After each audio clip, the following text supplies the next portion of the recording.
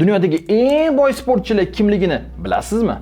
Endi bilib olasiz. Top 3 ta boyvachcha sportmenlar haqida gaplashamiz. 3-o'rinda basketbolchi LeBron James. Bu sportchi yiliga basketbol o'ynaganiga taxminan 50 million AQSh dollari maosh oladi. Lekin daromadining katta qismi reklamadan, ya'ni Nike korxonasi bilan umrbod tuzilgan shartnomadan keladi. Hozirgi kunda LeBron Jamesning umumiy boyligi 1,2 milliard deb hisoblanadi. Ikkinchi o'rinda golfchi Tiger Woods. Bu sportchini ham asosiy daromadi Rolex, Gatorade, Nike, AT&T va shunga o'xshash boshqa katta korxonalar bilan shartnoma tuzilganidan keladi. Umumiy boyligi esa 1,8 milliard. Birinchi o'rinda kimligini allaqachon topib qo'ygan bo'lsangiz kerak.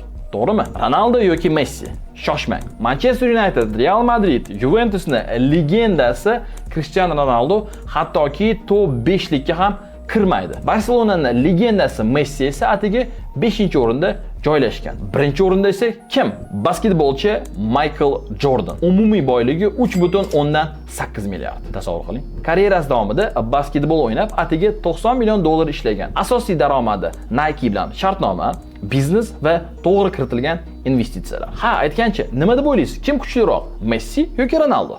Fikringizni kommentariyada yozib qo'ying.